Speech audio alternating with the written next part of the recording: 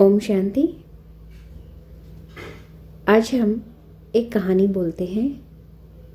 कर्म फल सबको मिलता है। अब बाबा के पॉइंट ऑफ व्यू से इसे समझने की कोशिश करेंगे। बेटा बनकर, बेटी बनकर, दामाद बनकर और बहू बनकर कौन आता है? जिसका तुम्हारे साथ कर्मों का लेन देन होता है, लेकिन देना नहीं होता तो नहीं आएगा। मतलब अगर हमारा किसी के साथ भी जो हमारे आज के संबंध है, बंधन है, अगर हमारे साथ उनके कर्मों का कोई लेना देना नहीं होता तो वो हमारे जीवन में नहीं आएगा। हम जिनसे जुड़े हुए हैं उनका ज़रूर हमारे साथ कोई संबंध रहा है पहले जन्मों में, तो वो हमारे जीवन में आए हैं। आज इस बात को प्रूफ करते हैं। एक फौजी था। उसके माँ नहीं, बाप नहीं, शादी नहीं, बच्चे नहीं, भाई नहीं, बहन नहीं। अकेला ही कमा कमा के फौज में जमा करता जा रहा था। तो थोड़े ही दिन में एक सेठ जी जो फौज में माल सप्लाई करते थे, उनसे अपना परिचय हो गया उनका और दोस्ती हो गई।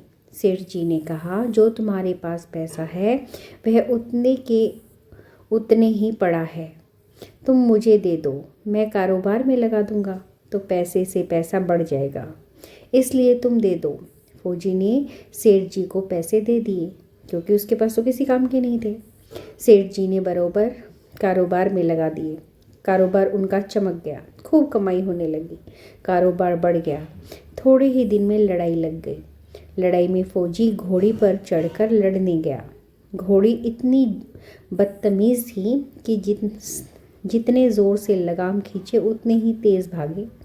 खींचते खींचते उसे गफलत तक कट गए, लेकिन वह दौड़ कर दुश्मन के गोले में जाकर खड़ी हो गई। दुश्मनों ने वार किया, फौजी भी मर गया, घोड़ी भी मर गई। अब सेठ जी को मालूम हुआ कि फौजी मर गया तो सेठ जी बहुत खुश हुए कि उसका कोई वारिस तो नहीं है। अब यह पैसा देना किसको? अब मेरे पास पैसा भी हो गया, कारोबार भी चमक गया, लेने वाला भी नहीं रहा और सेठ जी बहुत खुश हो गए। तब तक कुछ ही दिन के बाद सेठ जी के घर में एक लड़का पैदा हो गया। अब सेठ जी खुश कि भगवान की बड़ी दया है, खूब पैसा भी हो गया, कारोबार भी हो गया, लड़का भी हो गया, देने वाले भी मर गया, जिसे लेना था वो भी मर गया। तो सेठ जी बहुत खुश। वह लड़का होशियार था, पढ़ने में समझदार था। सेठ जी ने उसे पढ़ाया लिखाया। जब तक वह पढ़ लिख कर बड़ा हो गया तो सोचा कि अब यह कारोबार संभाल लेगा, चलो अब इसकी शादी कर दे। शादी करते ही घर में आ गई बहू रानी, दुल्हन आ गई। उसने सोचा कि चलो बच्चे की शादी हो गई, अब कारोबार संभालेगा। लेकिन कुछ ही दिन में बच्चे की तबीयत खराब हो गई। अब सेठ जी डॉक्टर के पास, हकीम के पास, वैद्य के पास दौड़े गए। वैद्य जी जो दे रहे हैं, दवा खिला रहे हैं और दवा असर नहीं कर रही है, बीमारी बढ़ती ही जा रही है, पैसा बर्बाद हो रहा है और बीमारी बढ़ती ही जा रही है, रोग कट नहीं रहा, पैसा खूब लग रहा है। अतः में डॉक्टर ने कह दिया कि लाइलाज मर्ज हो गया है, इसको अब असाध्य रोग हो गया है, यह बच्चा 2 दिन में मर जाएगा। डॉक्टर के जवाब देने पर सेठ जी निराश होकर बच्चे को लेकर रोते हुए आ रहे थे।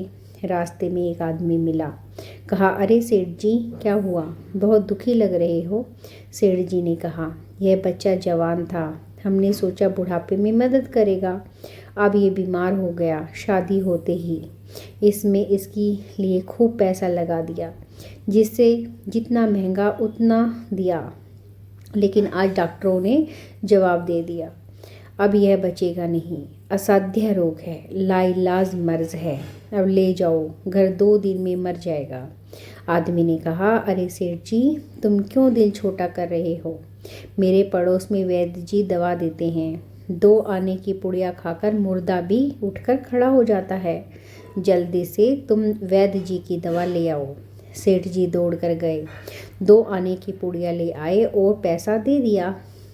पुड़िया ले आए, बच्चे को खिलाई। बच्चा पुड़िया खाते ही मर गया। बच्चा मर गया। अब सेठ जी रो रहे हैं, सेठानी भी रो रही है और घर में बहू रानी और पूरा गांव भी रो रहा है।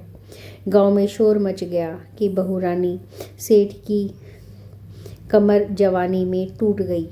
अब लोग रो रहे हैं। तब तक एक महात्मा जी आ गए।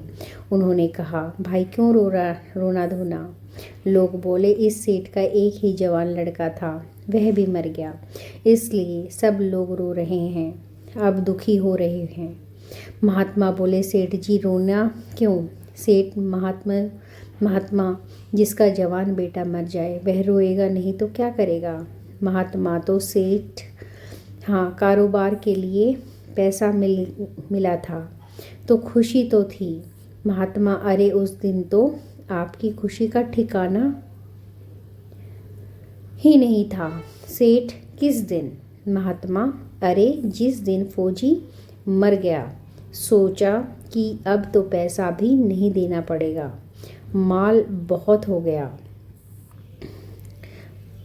मतलब जिस दिन वो फौजी मरा था उस दिन तो वो बहुत खुश हुआ था, लेकिन आज वो रो रहा है।